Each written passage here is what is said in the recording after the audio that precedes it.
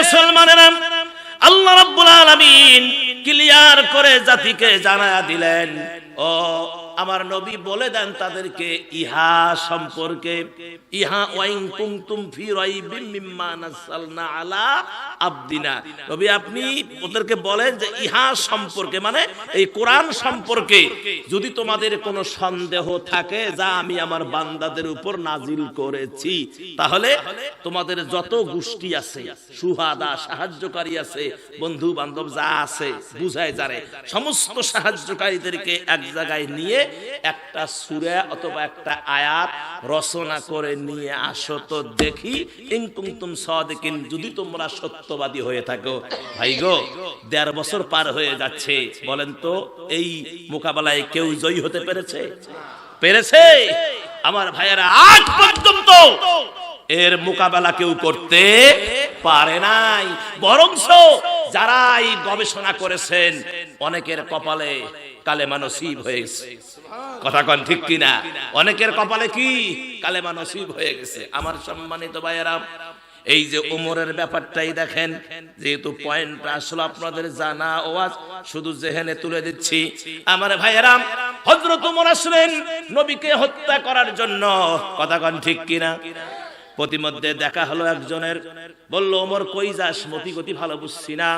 যাচ্ছি মুহাম্মদের কাল্লা নেওয়ার জন্য। কত বড় সাহস! মুহাম্মদের কাল্লা নিবে গো, কি সাহস ওমরের! হযরত উমরকে বলল, বেটা কই যাস? কয় মুহাম্মদের কাল্লা নেওয়ার জন্য। কয় আগে নিজের সরকায় তেল দাও। কয় কি হইছে? তোমার বোন এবং তোমার দুলাভাই বোন জামাই, এরা দুইজন যে কালেমা পড়ে মুসলমান হইছে, কোরআন তেলাওয়াত করে, তার খবর রাখছো না? এর মেজাজ গরম হয়ে গেল। দৌড় ঘোড়া ছুটায়া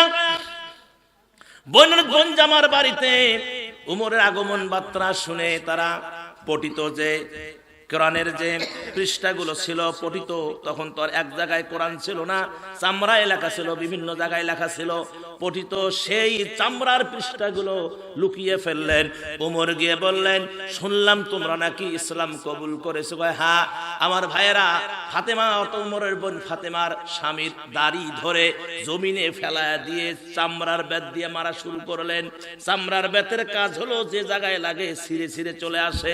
যখন রক্ত ঝরতেছিল, বোন তখন দুলাভাই তার স্বামীর উপরে যখন মানে তাকে যখন আলগিয়ে ধরলো, যখন তাকে তার উপর পড়লো, বোনকেও মারতেছে। এক ফাঁকে দেখে হযরতে উমরের বোন তা ফাতেমা, তার মুখ থেকে ফিঙ্কি দিয়ে রক্ত বাহির হচ্ছে। এ মুসলমানেরা, সাথে সাথে চাবুকটা হাত থেকে পড়ে গেল। মায়া হলো, হায় রে, জন্মের পরে যে বোনের গায়ে একটা ফুলের আঁচল পর্যন্ত কাউরে লাগতে দেই নাই, সেই বোনের মুখ থেকে রক্ত বাহির হচ্ছে। উমর লজ্জিত হয়ে গেলেন, বললেন, বোন আমার, তোমরা কি পড়তেছিলা? এত পিটন দিচ্ছি, তাও তোমরা সেখান থেকে ফিরে আসো না।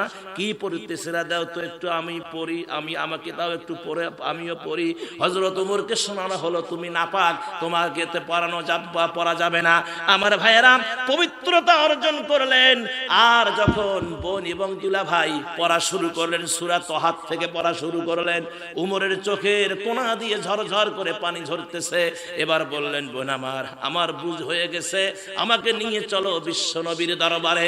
জোরে বলেন সুবহানাল্লাহ। এই কোরআন তেলাওয়াত উমরের হৃদয়কে কি করেছে?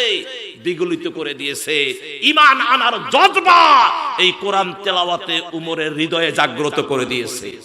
আর উমর যখন মুসলমান হলো, আমার ভাইয়েরা, ওমর ইসলাম কবুল করে হুজুরকে বললেন, ইয়া নবী আল্লাহ, যদি আপনি সত্য নবী হন আর কোরআন যদি সত্য হয়, আল্লাহ যদি সত্য হয়, তাহলে আপনি কেন ওই কাবা শরীফে গিয়ে আজান দিবেন না? কেন আপনি নামাজ পড়বেন না?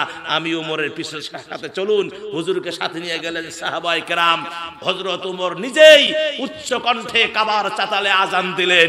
আজান শেষ, ওমর বললেন, কেউ যদি কারো মায়ের বুক খালি করতে চাও, কেউ যদি কারো স্ত্রীকে বিধবা করতে চাও, কেউ যদি কারো সন্তানকে ইতিম করতে চাও, আমি খাত্তাবের বেটা ওমর এখানে দাঁড়িয়ে আছি, বাধা দাও।